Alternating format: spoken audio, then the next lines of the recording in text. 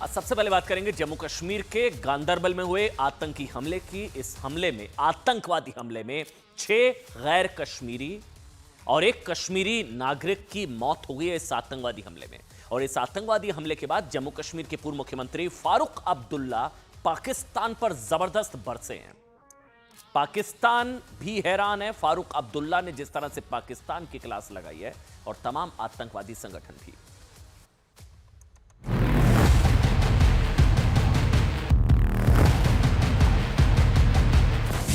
अगर वो सचमुच हिंदुस्तान से दोस्ती चाहते हैं तो फिर ये बंद कीजिए। कश्मीर पाकिस्तान नहीं बनेगा, नहीं बनेगा, नहीं बनेगा।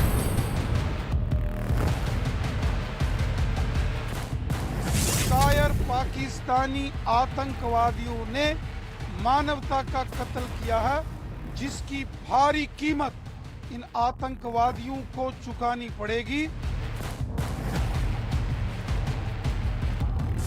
वाकई में 2 दिनों में या 3 दिनों में ये दूसरी घटना हो गई है। इस पर एक नई रणनीति तैयार करने की जरूरत है। कभी ना कभी नैतिकता के आधार पर भारतीय जनता पार्टी के नेताओं ने और मंत्रियों ने इस्तीफा देना चाहिए ना। रोज होता है, दैट इज नॉट न्यू। ये तो it is the failure of central government. के लिए एलजी साहब ने भी कहा है, ऑनरेबल सीएम साहब ने भी कह दिया है, तो लिहाजा मैं तो आज की डेट में यही कहूंगा कि हमें बड़ा दुख है और बड़ा अफसोस है इस हादसे के लिए।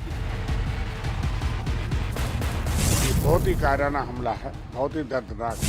आतंकवादियों के समर्थन देने वाली पार्टी की सरकार हो तो ये घटना होना स्वाभाविक है।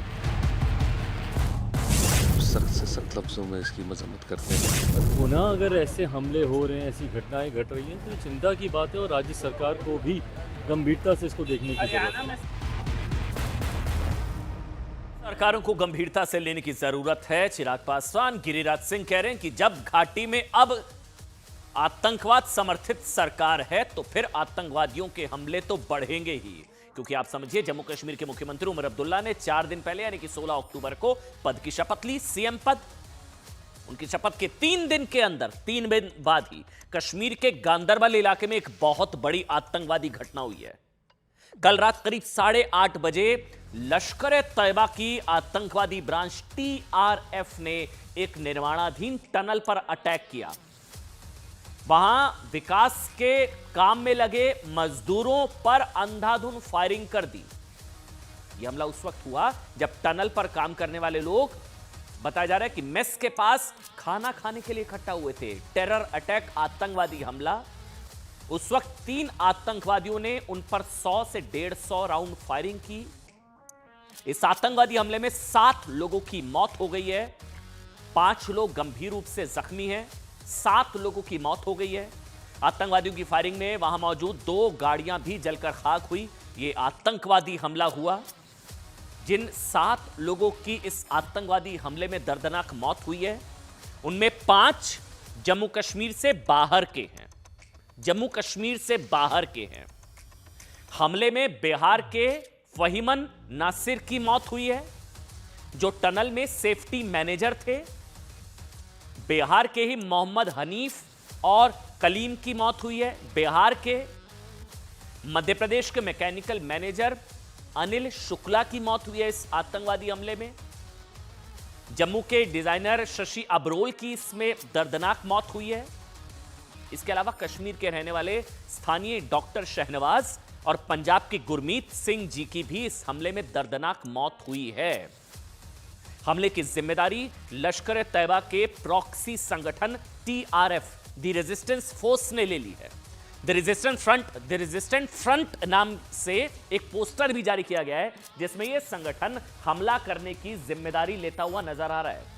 इसमें उसने टनल के निर्माण का विरोध किया, विकास कार्य का। मतलब जैसे कश्मीर जो है, पट्टर विकास की रफ्तार कश्मीर में देखने को मिल रही है, आतंकवादियों की बौखलाहट है। बताया जा रहा है कि इस हमले का मास्टरमाइंड आतंकवादी संगठन द रेजिस्टेंस फ्रंट का प्रमुख शेख सज्जाद गुल है।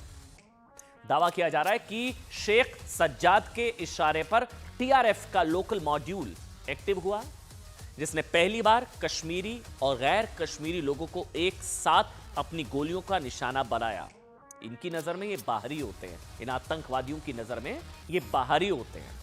सुरक्षा एजेंसियों के मुताबिक टीआरएफ के आतंकवादी पिछले 1 महीने से इस जगह की रेकी कर रहे थे। पिछले साल ही भारत सरकार ने शेख सज्जाद गुल को आतंकवादियों की लिस्ट में डाला था और उस पर 10 लाख रुपए का इनाम रखा गया था। चेहरा आपके सामने है, ये टेरर अटैक का मास्टरमाइंड। एक तरफ जहां इस आतंकवादी हमले के बाद पीड़ितों के परिवारों में मातम है, देश के लोगों में आतंकवादियों के खिलाफ गुस्सा है। राजनीतिक पार्टियां सियासत में जुटी हुई हैं, लेकिन पहले परिवार वालों का दर्द आज सबसे पहले आप तक पहुंचाना हमारी जिम्मेदारी। क्योंकि अब मैं क्या करूं, अब मैं अपने आप को संभालूं, अपने फैमिली मेंबर्स को संभालूं। मैं भी इन बच्चों जैसा हूं। अब इन बच्चों, ये बच्चे खेलते कूदते हैं, मैं क्या करूं, मुझ पर मुसीबत आ पड़ी है। अब मेरी इंतज़ामिया से यही गुजारिश है कि वो आए। एसएसपी से मैं गुजारिश करता हूं, एसपी साहब से गुजारिश करता हूं, डीसी साहब से गुजारिश करता हूं कि वो यहाँ आए, मेरे इस ख्वाब पर वो ध्यान दे कि ये बच्चा क्या करना चाहता है, मेरा ख्वाब ज़ाया नहीं होना चाहिए। बस यही मेरी इल्तिजा है। ये हम बोल रहे हैं। क्या खबर आई है कश्मीर में जो टेररिस्ट अटैक हुआ है? हमें तो 6 बजे तो उसने बात की, उसकी वाइफ ने। अच्छा, कल तो जब अर्घ देने लगे चंद्रमा, कल करवा चौथ तो फोन किया नहीं। भैया ने वीडियो कॉलिंग नहीं की भैया को। मैंने बोला भाभी आपने वीडियो कॉलिंग क्यों नहीं की? कह रहे भैया फोन ही नहीं उठा रहे, फोन ही नहीं उठा रहे, पता नहीं क्या हो गया। इतने फोन किए भैया ने कोई फोन नहीं उठाया। फिर रात को हमें किसी ने बोला कि वो डेड हो गया, उनकी डेथ हो गया, मगर हमने बोला नहीं, ये झूठ बोल रहे, हमें यकीन नहीं था। आपने सुना शशि अब्रोल की बहन को। करवा चौथ के दिन इन कायर डरपोक आतंकवादियों ने कायराना हमला किया। सो कॉल्ड इनकी नजर में ना ये बाहरी होते हैं।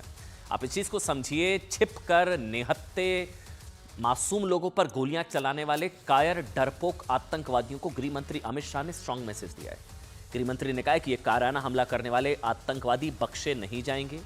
एलजी मनोज सिन्हा ने कहा है कि हमने आतंकवाद से निपटने के लिए जम्मू कश्मीर पुलिस, सेना, सुरक्षा बलों को पूरी आजादी दे दी है, फ्री हैंड दे दिया गया है, बदले का इंतजार हो रहा है। लेकिन इस आतंकवादी घटना को लेकर जम्मू कश्मीर के पूर्व मुख्यमंत्री फारूक अब्दुल्ला ने जो कहा वो वाकई आज पूरे देश को सुनना चाहिए, क्योंकि आज कश्मीर घाटी के नेता भी पाकिस्तान पर फायर हैं। आपको लगेगा वाकई कि आतंकवाद की घटनाओं के बाद पाकिस्तान के प्रति रुख में फारूक अब्दुल्ला में ये 360 डिग्री नहीं, ये 370 वाला 370 डिग्री चेंज आ गया है। शायद पहले आतंकवादी घटनाओं पर पाकिस्तान को कवर फायर देने के लिए प्रख्यात कुख्यात फारूक अब्दुल्ला पाकिस्तान पर फायर है, जिसका वाकई स्वागत किया जाना चाहिए। फारूक अब्दुल्ला ने गांदरबल में हुए आतंकवादी हमले को लेकर आज पाकिस्तान पर जमकर हमला बोला। उन्होंने कहा कि जब 75 साल में कश्मीर पाकिस्तान नहीं बना ना, तो उसे अब क्या पाकिस्तान बना लोगे? कश्मीर पाकिस्तान नहीं बनेगा। फारूक अब्दुल्ला, कश्मीर कभी पाकिस्तान नहीं बनेगा, उसे पाकिस्तान नहीं बनने देंगे। अगर पाकिस्तान भारत से अच्छे रिश्ते चाहता है तो उसे कश्मीर में आतंकवाद बंद कर देना होगा। पाकिस्तान से तब तक कोई बातचीत नहीं होगी जब तक वो कश्मीर में आतंकवाद को बढ़ावा देना बंद नहीं करता। पाकिस्तान कश्मीर में आतंकवाद बंद करे, इसी में उसका भला है। ध्यान देने वाली बात यह है कि ये वही फारूक अब्दुल्ला है जो पहले आतंकवादियों को फ्रीडम फाइटर बता चुके हैं। आज पाकिस्तान को कोसने वाले ये वही फारूक अब्दुल्ला है जो पहले कहा करते थे कि पाकिस्तान ने चूड़ियां नहीं पहन रखी हैं, उसके पास एटम बम है।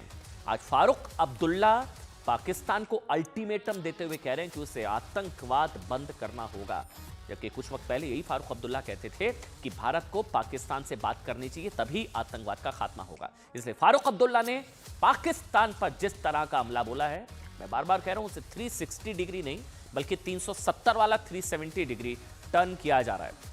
क्योंकि फारूक अब्दुल्ला इससे पहले जिस तरह के बयान दे चुके हैं उसको लेकर बहुत विवाद हुआ, लेकिन इस बार पाकिस्तान को सीधी चेतावनी फारूक अब्दुल्ला की तरफ से दी गई है।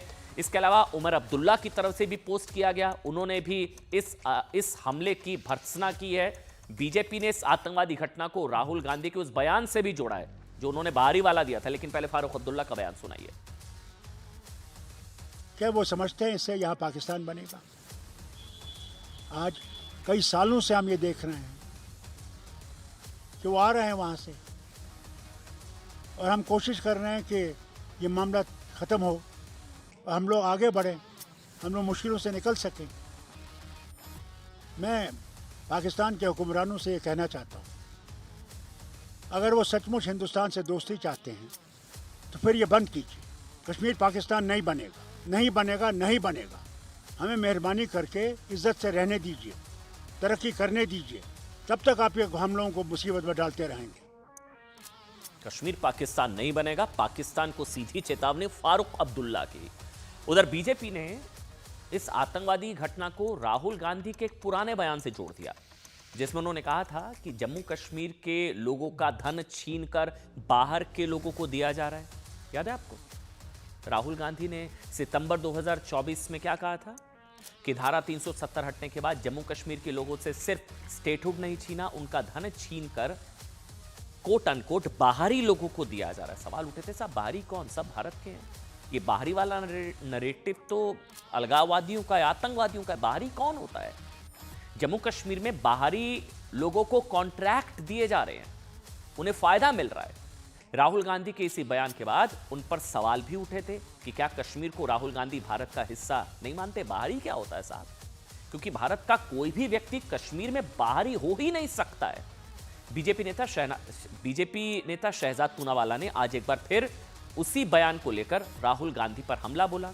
उन्होंने इसको इससे जोड़ते हुए कहा कि क्या ये हमला संयोग है या प्रयोग? आपको याद होगा, राहुल गांधी की तरफ से बाहरियों को लेकर एक बयान दिया गया था, जिसमें उनकी तरफ से कहा गया था कि बाहरी लोग जो हैं वो हक छीन रहे हैं, बाहरी लोगों को कॉन्ट्रैक्ट दिए जा रहे हैं, और टीआरएफ या इस तरह के आतंकवादी संगठन अगर हमला कर भी रहे हैं तो बार बार सो कॉल्ड बाहरी लोगों का नाम लेकर इस तरह के हमले किए जा रहे हैं। आज बीजेपी की तरफ से इस आतंकवादी हमले को राहुल गांधी के बाहरी वाले बयान से जोड़ा गया।